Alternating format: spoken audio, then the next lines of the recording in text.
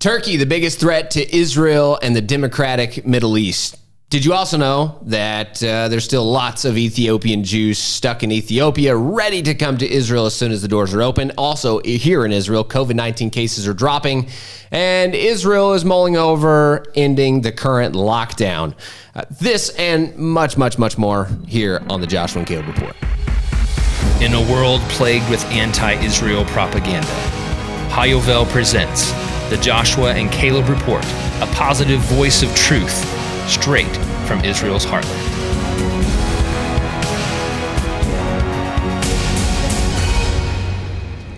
Welcome to the Joshua and Caleb Report, where we believe that in a world of negativity and fake news, every Christian should be connected to the life and positivity that Israel brings to the world. I'm Luke Hilton, here on the Mount of Blessing, deep in the biblical heartland of Israel, here with Joshua Waller. Harvest 2020 is not quite wrapped up. Josh, I think we broke how many tons? Over 300 tons. We're actually at like 320 right now. Yeah, today is October 12th, and we just went over the 320-ton mark here at the harvest. It's after Sukkot, after the holidays. It could expect early rains at any moment, any day, right? So it's crucial that the rest of the harvest comes in, and it's probably going to be either end of this week or middle of next week, maybe, right? Yeah, we have right now, we have about 6 days left of harvest, which, as you said, Luke, the rain is just really any day. The prayers in Israel have all changed. The whole religious Jewish community is now praying that God would bless the land with rain. Fun fact. God answers that prayer, right. We have a problem with the grapes because the grapes are going to get they'll get filled with too much water and lose their sugar and all that. Yeah. So we're on a countdown. Fun fact is that this past Saturday on Shabbat, we woke up and my wife woke up and she said, "Hey, it's like raining outside." And I was like, "Nah." And she's like, "Yeah, well, it's sprinkling, but it's definitely like," she opened the window and looked out and she's like, "It's not the dew. It's definitely like sprinkling outside." That morning was the day that the prayer changed, because in the daily prayers that the Jewish people do in the after Passover, the prayer is for the wind and the dew, for the dew, to fall. And then during Sukkot, it changes to the prayer for rain, because Israel only gets rain during the wintertime, and so they need all the rain they can get during those time periods. And then during the summer and stuff, they pray for the dew because they don't get any rain during the summer. So that morning, when the prayer, and then God actually answered the prayer before it was even changed. So I thought that was pretty cool. So once again, guys, Israel, you pray. It's like a short, call right to heaven. It seems like God answers right there. Prayer changed, and God answered that prayer with rain immediately. Amazing. Yeah. Exciting news is that this is the 101st show of the Joshua and Caleb Report in the. Is it 2 years now? 2 years. 2 years, yeah. 2 years that the Joshua and Caleb Report's been going. We've had 101 shows. Super exciting. I feel like we should have come up with something really cool. I mean, 101 is just like, that's something that's used for things. I haven't thought of anything super significant yet, but if you can think of something to go along with our 101st episode, let me know. We'd be super excited about that. Thank you to everybody who's watching on the new YouTube channel, and for sharing with your friends and family. To all the new subscribers, thank you so much. We've been absolutely blown away by the amazing response since we've started in this new beautiful studio and gone on YouTube and social media. Make sure, if you haven't yet, to just hit the subscribe right down below and hit the notification bell so you don't want to miss out on any episodes that are coming out every Tuesday, every week. Also, we're still on all the podcasting platforms. If that's your preferred method for connecting with us, we're still on all the major podcast platforms, and you can subscribe for free, whether it's Apple Podcasts, Spotify, whatever it is, Podbean. If you're listening on Apple Podcasts, you can leave us a rating. Really, really helps us out. Finally, before we dive into the news of the week, if you have a question or a comment, you want to reach out to us, my email address is luke@hayovel.com. Joshua is joshua@hayovel.com. We would love to hear from you. Some exciting news, Luke, as we were just looking over and putting the show together. Just this week, they're talking about bringing more Ethiopian Jews back to Israel. Now, that's a really exciting thing because there's Ethiopian Jews. There's estimated I think it's 13,000 that are actually ready to come over, that are begging to come to Israel now. And a lot of people might say, wait a second, didn't the Ethiopian Jews come over in the 1990s? Yeah. in the 80s. Yeah. And there's actually so there was Jews these still operations left that have not come back to Israel. And they estimate there's 1% of the population. There's actually 25,000 left, but they're saying there's like 13,000 that are ready to come now. They want to come now. They want to get back to Israel. So Bibi Netanyahu made the prime minister of Israel said, we're ready. We need to bring these Jews back home where they belong. So there's 2,000 Jews ready to come back, or that they're estimating to come back now. So that's exciting. The other exciting thing is that things are not, it's pretty rough in Ethiopia. So these Jewish folks there in Ethiopia, it's a pretty rough, most of them in very dire conditions. And so to be able to come back, and there's stories, numerous amazing stories of the operations that went in. You have Operation Solomon that was in 1991, where the IDF actually did a big operation and went in and brought back 14,500 Ethiopian Jews that were stuck right in the middle of basically a civil war was going on. And they went in undercover and brought this. So an amazing thing then. Thank God it's not to that dramatic level today. If you ever want to hear, if you're really interested in amazing stories having to do with Israel's history, you go look up Operation Solomon. I think also Operation Moses. You'll have stories that will blow you away. I mean, it's just unbelievable. So today, actually, most of the Ethiopian Jewish population is now back in Israel. So thank God for that. There's estimated nearly 150,000 Ethiopian Jewish people here in Israel today. So that's an amazing, and they make up an amazing part of the beautiful land of Israel. Israel is like no other nation on the planet. Yeah. Really, you go and you see there's people from every continent on the globe here represented as citizens of this country.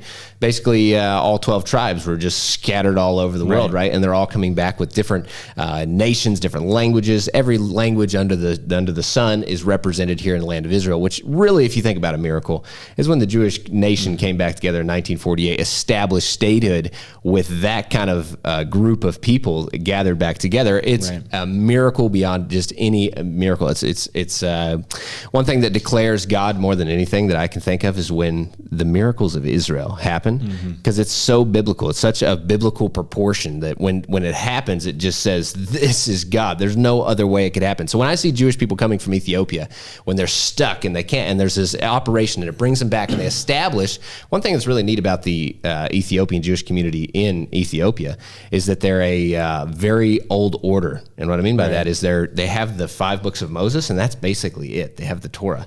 And they don't have a lot of other things. And so they're very set apart community. They were kind of exiled so long ago, and then they've basically been by themselves. They haven't had a connection to the rest of the Jewish world, right? So if I'm correct, they didn't even they probably don't even know about a lot of things having to do with Judaism, except what has been passed down from generation to generation in their traditions, and they've been clinging to that, which is so amazing, because you have these tribes in Africa that are still keeping certain Jewish things that very for certain identifies them as Jewish, but that's all they have.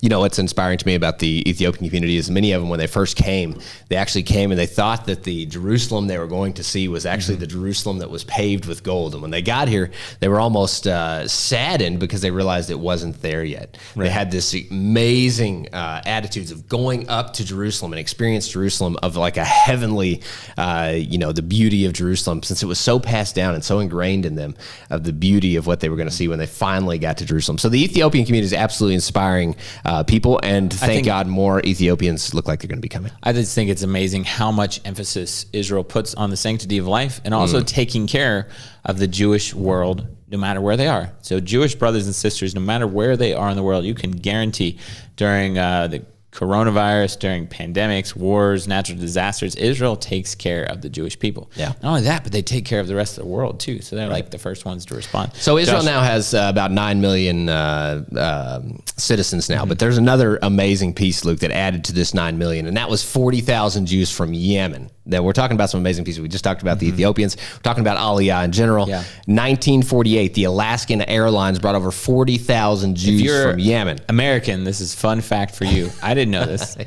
Alaskan Airlines, all the way in Alaska. I heard this actually kind of was connected to potentially why Sarah Palin, the governor of Alaska, when she ran for president back in 2008, right?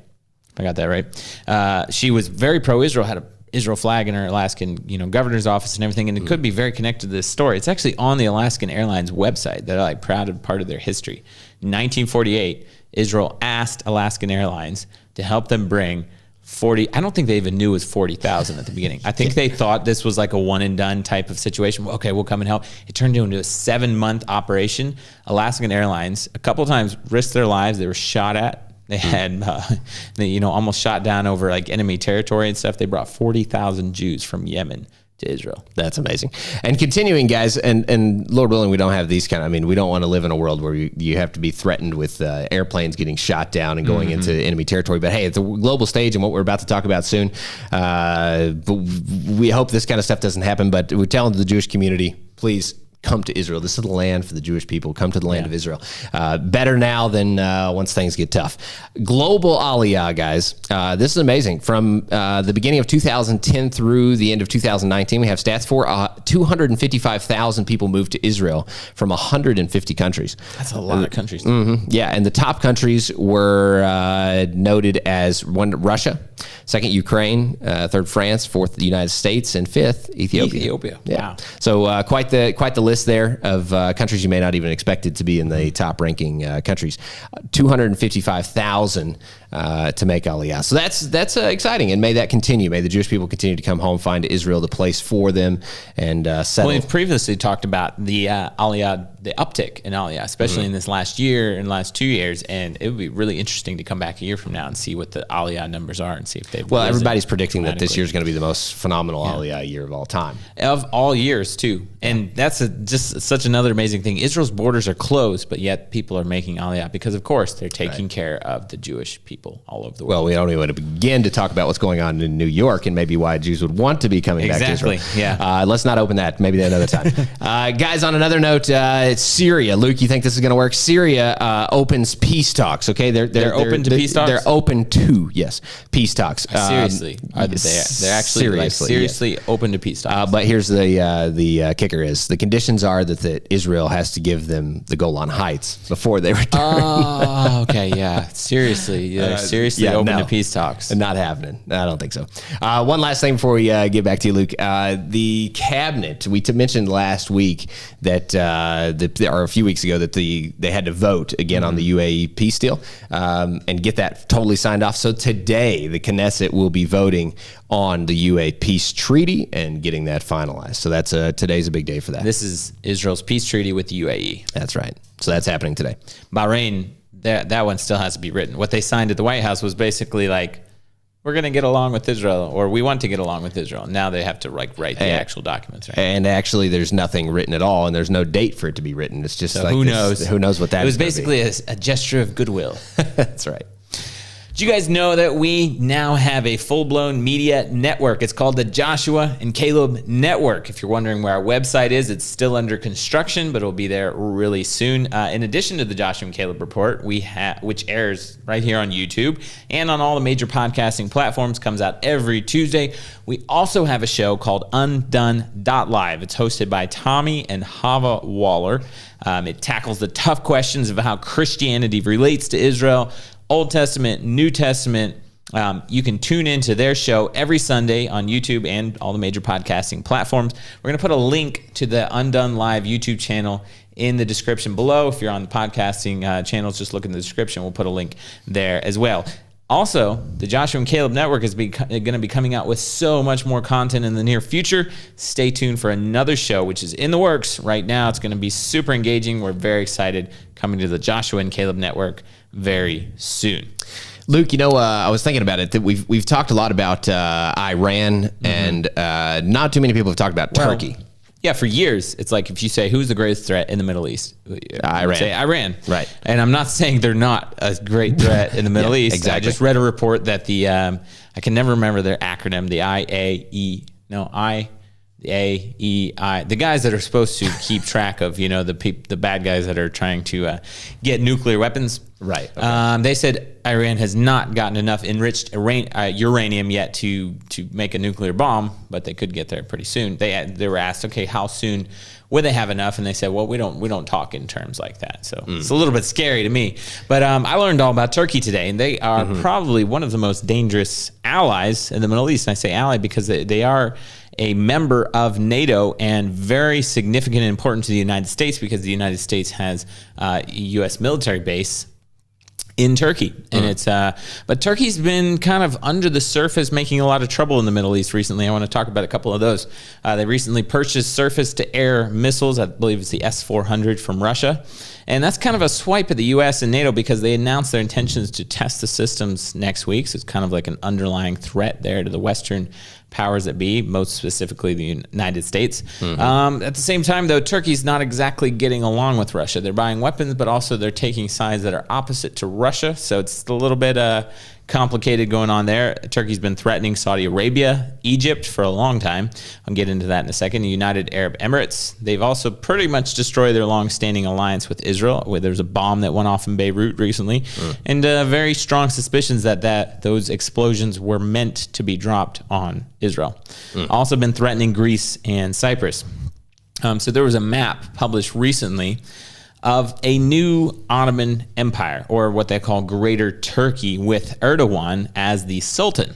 It includes, this map includes vast territory spanning from northern Greece to the East Aegean Islands, half of Bulgaria, Cyprus, most of Armenia, and large swaths of Georgia, Iraq, and Syria. Josh, I looked at a map today. That's a lot of territory. Well, this is Turkey already is a huge country. Right. They're not small. Right. But this is going back to the old Ottoman Empire, right? 1800s, up until the early 1900s, right? Well, whenever the British took over, right around then, turn of the century there. There was the Ottoman Turkish Empire. And that's like, they were a huge ruling power. And that was the big change that happened because the Ottoman Turks ruled what was known as Palestine then. And then the British mandate came in and took over. But I guess ever since then, Turkey's been mad about it. So they've been dreaming of this, you know, the new Ottoman Empire to be returned again. And of course, Erdogan, the head of Turkey, wants to be the new ruler of that. Okay, so a little bit of history is that during Obama's presidency in the United States, he really supported the Muslim Brotherhood and their overthrow of the government of Egypt in 2012. Now, eventually, after the Muslim Brotherhood took over, they were overthrown again, and the current Egyptian government's in power. But Turkey has, ever since then, has been like advocating for the Muslim Brotherhood to take back over the Egyptian government. And right now there's 20,000 members of the Muslim Brotherhood living in Turkey. Also, Turkey is a major, like the hub for none other than Hamas. Oh, wow. Hamas are the bad guys in Gaza Strip, but also in Judea and Samaria, even though officially they're not in charge because you have the Palestinian Authority and Fatah. You have Hamas all over here. That's like responsible for a lot of terrorism, thousands and thousands of rockets that are shot into Israel. So basically bad news. Okay, so Turkey's harboring Hamas, allowing them to operate there. Turkey is harboring the Muslim Brotherhood and encouraging them to retake over Egypt. And it gets even worse because Turkey very much was in cahoots with ISIS. Talk about that. So Turkey's also, are they sponsoring Hamas at all? Do we have that noted anywhere? Are they specifically like actually monetarily? I wouldn't be surprised because it's like that is Hamas's hub. I would say probably more so than Gaza and any parts of Israel. Right. So why doesn't the United States just stand up to Turkey? Because you would think now we have President Trump in power. Okay, it gets a little bit complicated, but of course one of the obvious reasons is that the U.S. has military base in Turkey, and that's how they access Asia, Russia, the entire Middle East, pretty much. So it's a very sensitive relationship there. Also, Turkey is a member of NATO, so it's very, very sketchy. Secretary of State Mike Pompeo just visited Greece and told its leaders not to stand up to Turkey. So that basically, we need to keep this quiet. We need to stay good friends with Turkey. Too much at stake here. 2019, the United States actually pretty much ditched the Kurdish forces in Syria. Kurds were the good guys. Right. Despite their central role in helping the United States to destroy ISIS, because they didn't want to have a direct confrontation between the United States and Turkey. The U.S. has never called Turkey to account, really, at least not seriously, for its willingness to permit ISIS to use Turkey as its logistics and mobilization base. And when I mentioned it, when a huge blast happened in Beirut recently, there was very serious speculation that those explosives were meant to be dropped on, I think, Haifa. Really? Yeah. But Israel. So why is all of this important? Of course, okay. And this might get into United States politics a little bit. Joe Biden has pledged to reinstate Barack Obama's Middle Eastern policies. So he said, we're going to go back to Barack Obama's Middle Eastern policies. First off, very bad news. Now, is Trump any different than Obama regarding Turkey? Because on the surface, he doesn't so much seem to be. He never has threatened Turkey's membership in NATO. He hasn't sanctioned Turkey, which he hasn't been afraid to do to North Korea and Iran, places like that. He did block the sale of F-35s to Turkey. The difference in how Trump, though, and you have to understand this, treats countries in the Middle East and leaders is that he judges them by their deeds and not their words. Okay, right, so in the Western world, a lot of times you judge people by their words. In the Middle East, you really have to judge them by their deeds, and Trump has learned how to do that. Turkey really, right at this point, seems interested in just like taking all the different world powers and countries and just having them fight against each other. They don't seem interested in taking so much one side or another.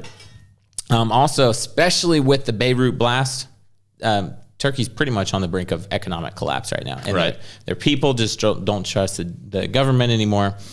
So does Turkey need economic sanctions? Possibly. Trump may do that, especially if he gets reelected. Or maybe the economy will completely collapse at all, unless they can resurrect this whole new Ottoman Empire, greater Turkey idea and get the whole entire country rallied behind the government, get the people unified with the government, then maybe they could pull things back together. So here's the key takeaways with Turkey, and I believe this is so important, especially for Americans as we're facing the United States election for president. Turkey is threatening multiple U.S. allies in the Middle East. You're talking about Greece, Cyprus, UAE, just goes on and on. Israel pretty much destroyed the relationship with Israel. If Joe Biden's elected and Obama's policies are reinstated in the Middle East, it could be a huge disaster for Israel and so many other Western allies in the Middle East. So now, Josh, we're learning it's not just Iran we got to watch out for, also Turkey, which is a whole lot closer to Israel. Which is just really coming on the stage right now. We have, especially what you're talking about with the Obama days and its support for Iran and putting the terrible things that, we put in Iran, those helping Iran out basically. Now we have that, if we have that same kind of situation coming back with Biden helping Turkey and Iran, that's majorly disrupting the neighborhood here. So these are things to majorly keep an eye on, guys. And obviously, and I think it's just it's important as believers and as Christians, especially if you support Israel, especially if you're American. But if you just support Israel at all, no matter where you are in the world, it's important we have to understand these things. We have to know where to stand, what side of the fence to be on. But reality is, if it's complicated like it is for me, for you, you need to look to God's word and just always take scripture. And if you see something happening in the world that's going against that, just stand on the other side and you'll be safe. There's a pretty good way, guys, if you didn't read yet this morning, just open your Bible anywhere, I think, and there's going to be good passages about not, backing the people that want to blow up the entire world. Exactly. And also not just the entire world, but specifically that special people called Israel. This is really important. If a group of people specifically aim is to take out the people of Israel, that's a big problem, and that's definitely not anything to do with our Bible. So we're going to stand with the Jewish people. We're going to continue to ask you to stand with the Jewish people. And when people raise that ugly head, what is it? The Amalekite, is that what it is? The one that's always attacking Israel. It's a biblical foundation. Every generation, there's this one that raises up to try to, we have that Hitler, spirit, still and in that our world spirit of today. Amalek to come and destroy the people of God, the Israeli or the Jewish people. So every generation we see this, and there is a force to fight against it, and that's you guys, and you're listening right now, I believe. Amen. So we need to keep tabs on that. Luke, one thing is I've actually been to Turkey before. I don't know if you remember this. Back in 2006, long time ago, I went to Turkey, and it actually is a very beautiful place, gorgeous place. And now I was like 15, so politics were not anything of my mind then, but I have been there, and it just makes me think of it as, speaking of Turkey, how political nations can change. Right. Like a beautiful country back then, and we were enjoying it. It was a vacation. It was pretty awesome, actually. And how a country could change. And at that time, there was lots of Israelis that were actually going and touring there as well. Sure, lots of Israeli tourists were going back and forth to Turkey. So things can change very rapidly, and we have to keep that in mind as we're looking at the global stage as it relates to Israel. Josh, we almost made it through the whole show without talking about coronavirus, which was our goal. A little bit of good news, though. We want to end the show, but just before that, I don't know how much we trust the World Health Organization. Who?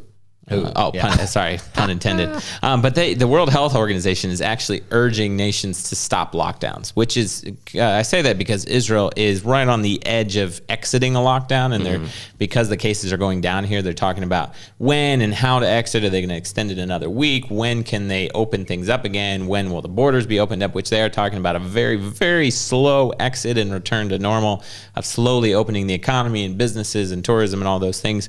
But they are talking about exiting very soon. But it is interesting that they're basically saying, poor people get poorer. They're actually saying if we continue with current lockdowns, it could produce devastating effects and even could double world poverty in another year, really. Well, I mean, boy, if you keep telling people they can't go back to work, it's going to add up. I'm not just talking about Israel. I'm talking about the world. Exactly. Crazy things happening. And there's actually a petition or a declaration called the Great Barrington Declaration, which calls for termination of lockdowns. It says current lockdown policies are producing devastating effects on short and long-term public health. And since its publication on October 4th, this declaration has been signed by more than 60,000 people, including 6,500 scientists and physicians. So super important, keeping tabs. Of course, we're doing our best to stay as safe as we can, taking precautions here in Israel. Our volunteer groups, we're following all the guidelines, of course, and doing our best to stay safe. Luke, on another positive note, thanks for that information. Everybody, hopefully we're looking at better days coming soon. One more thing that we mentioned last week, Luke, that was supposed to happen, yet I looked everywhere to find it and see where it was happening. But we have the building that was supposed to meet, I believe, yesterday. I haven't seen anything about it yet. About that, and finalize that building of 5,000 new homes, more than 5,000 homes. Nothing has come out about that, but keep praying that in. We need more homes in Judea. Hopefully it was not just a political stunt to get support for the government. Netanyahu saying that, and it hasn't actually happened. Please pray that Israel will be able to build more homes in Judea and Samaria. On an encouraging note, the cases of COVID have gone way, way, way down here in Israel, and that's why they are talking about ending the lockdown. So it is encouraging, and hopefully just keep praying for Israel, pray for the people, pray for the land. Pray that more houses will be able to be built in Judea and Samaria. Pray that the harvest will finish well, either by next week's show or just after the show after that. We'll be reporting on the end of the harvest with some great statistics and facts and stories coming to you very soon. If you want to reach out to us during the week, it's Luke@hayovel.com, Joshua @hayovel.com. Make sure you subscribe, hit the bell. If you're on the podcast, subscribe for free no matter where you listen. In the meantime, be strong, be courageous, and be the voice of Joshua and Caleb in your generation. I believe in the God of Abraham, Isaac, and Jacob.